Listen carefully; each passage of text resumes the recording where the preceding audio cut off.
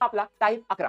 या टाइप 11 मध्ये नेमकं असतं काय? इथे बघा कोण कोणाच्या किती टक्के आहे. तुम्हाला काय करतात? 2 संख्या देतात आणि त्यामध्ये म्हणतात कोण कोणाच्या किती टक्के आहे. त्याचं नाव पण देतात तुम्हाला. जसं की बघा इथे बघा पी किती आहे तुमचं 40 आहे. पी किती आहे तुमचं 40 आहे आणि क्यू तुमचं 50 आहे. क्यू किती आहे तुमचं 50 आहे. तर प्रश्न काय बघा पी पी हा क्यूच्या किती टक्के आहे आणि दुसरा प्रश्न बघा क्यू क्यू हा पीच्या किती टक्के आहे. जर अशा टाइपचे प्रश्न आले तर सिंपली तुम्हाला फॉर्म्युला यूज करायचा. फॉर्म्युला कोणता आहे बघा टक्के. टक्केचा फॉर्म्युला काय असतो? इथे बघा कोण अंशामध्ये कोण आणि तुमचं ठीक आहे छेदामध्ये काय कोणापेक्षा कोण डिवाइडेड बाय म्हणजे भागिले कोणापेक्षा इंटू 100 केलं हे सूत्र आहे तुमचं. आणि एवढं लक्षात ठेवा तुमच्या छेदामध्ये कधी पण लॉजिकमध्ये बघा तुलनेवाला नेहमी छेदामध्ये असतो. ज्याच्यासोबत तुलना करतोय तो नेहमी तुमचा छेदामध्ये असतो. कुठे असतो? छेदामध्ये असतो. तर बघा याच्यामध्ये मी सूत्र लावतोय. आता इथे बघा सूत्रामध्ये कोण पी पी हा क्यूच्या म्हणजे इथं कोण कोण येणार इथं पी येणार इथे पी आणि कोणाच्या क्यूच्या म्हणजे कोणासोबत येणार कोणापेक्षा क्यू पेक्षा ठीक आहे क्यू पेक्षा किती टक्के जास्त आहे म्हणजे आपल्याला गुणाकार करावा लागणार आहे. तर इथे गुणाकार करावा लागणार म्हणजे टक्केवारीमध्ये येईल. 100 ने गुणाकार केलं म्हणजे टक्केवारी येईल. 100 ने गुणाकार केलं म्हणजे काय येणार टक्केवारीमध्ये येणार. तर बघा पी हा क्यूच्या किती टक्के आहे कोण पी कोणाच्या क्यूच्या आणि 100 ने गुणाकार केलं म्हणजे टक्केवारीमध्ये येणार आहे. आता जशा तशा आपण व्हॅल्यू लिहूया. पी ची किती आहे तुमची पी ची किंमत किती आहे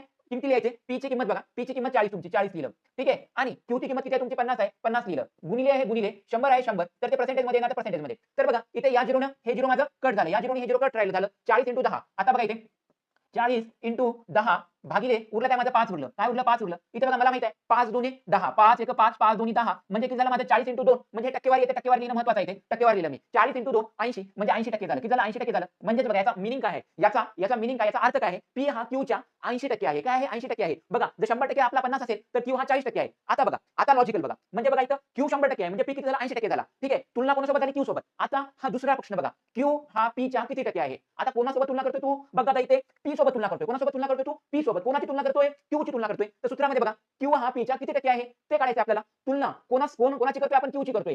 कोणासोबत करतोय पी सोबत करतोय म्हणजे कोणापेक्षा कोणापेक्षा इंटू कोण आहे क्यू आहे कोणापेक्षा आहे पी पेक्षा म्हणजे इथं काय माझा पी येणार आणि गुणिले 100 केलं तर आपलं ते कशामध्ये येणार टक्केवारीमध्ये येणार. आता जशा तशी व्हॅल्यू क्यूची व्हॅल्यू आणि पीची व्हॅल्यू टाकून द्यायची. आता क्यूची किंमत किती आहे 50 आहे तर 50 टाकला तिथं बघा आता 50 टाकला 50 भागिले ठीक आहे क्यू भागिले पी आहे आता पीची किंमत किती आहे 40 आहे 40 टाकली गुणिले 100 केलं आता या झिरोनं हे झिरो कट झालं हे पर्सेंटेज मध्ये देणार पूर्ण. तर बघा 50 × 10 ठीक आहे भागिले 4 केलं म्हणजे पर्सेंटेज मध्ये येणार म्हणजे 500/4 टक्के झालं म्हणजे 500/4 केलं तर काय होतं बघा 500 ला मी 4 ने भागतोय 500 ला 4 ने भागतोय 4 1 4 1 उरलं 2 4 2 8 8 आणि किती उरलं 2 आणि 0 आणि इथे झालं 25 झालं म्हणजे 125% झालं माझं 125%. आता इथे बघा मी समजून सांगतोय क्यू हा पीच्या किती टक्के आहे म्हणजे पी आपल्याला 100% कन्सिडर करावं लागतं. म्हणजे पी जर समजा 100% असेल तर क्यू हा माझा किती 125% आहे. म्हणजे बघा त्यांनी काय म्हटले क्यू हा पीच्या किती टक्के आहे तर 125% आहे. किती 125% आहे हे उत्तर असणार आहे तुझं बघा आता भाऊ. आता बघा पुढची